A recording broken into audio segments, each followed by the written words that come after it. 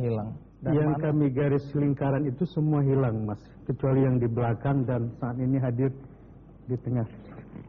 Oke, jadi ini yang selamat ya.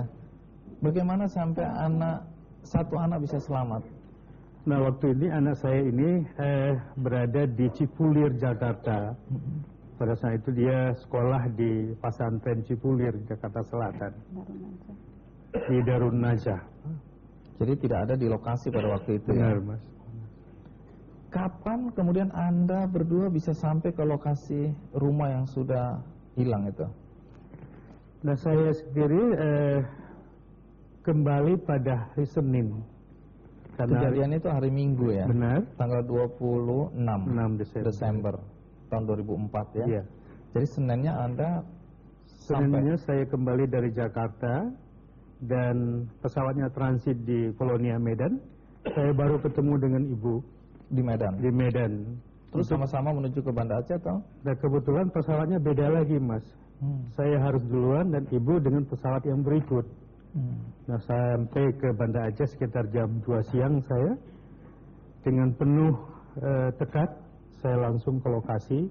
Walaupun pada waktu itu keluarga saya melarang karena memang mereka sendiri tidak tahu apa yang terjadi sebenarnya di lokasi pada hari kedua itu. Baik, tentu penonton ingin tahu apa yang Anda lihat di lokasi ketika Anda tiba ya. Tapi sebelum Anda jawab, kita rehat sejenak, saya akan segera kembali.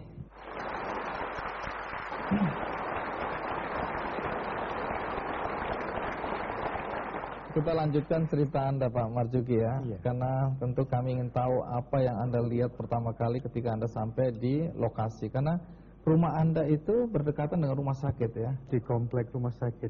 Nah, apa yang Anda lihat ketika pertama kali Anda sampai di lokasi?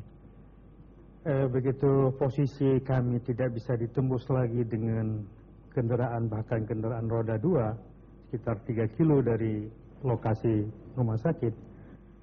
Saya menuju ke jalan yang selalu setiap saat saya lalui di depan rumah sakit. Melihat ke kanan, sudah rata, Mas. Tidak ada satu rumah lagi pun sudah rata. Padahal jarak dengan laut itu 2 kilo dengan jalan itu. Dan pada saat sebelum tsunami itu ribuan rumah di situ. Masya Allah, saya katakan, ya Tuhan, apa yang terjadi? Dengan penuh tekad saya langkahi mayat, saya jalani naik tumpukan kayu, bahkan mayat-mayat di jalan jajar semuanya. Akhirnya dengan susah payah saya sampai ke lokasi. Dan sepanjang itu saya menyaksikan, saya tidak bisa menghitung mayatnya. Keempat anak Anda? Saya tidak menemukan pada waktu itu, Mas.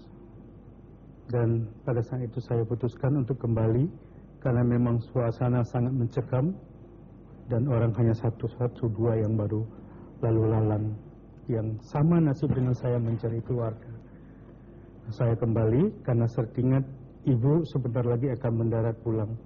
Saya harus membuat beliau harus tegar pada waktu itu. Saya jemput beliau dan beliau bertanya yang saya tidak mampu menjawab waktu itu. Apa pertanyaannya? Bagaimana dengan kondisi anak-anak? Saya belum menemukan, Mas Abel. Belum menemukan di mana mereka saat ini. Ya, dalam situasi seperti itu, yang membuat orang tidak percaya adalah Anda berdua kemudian justru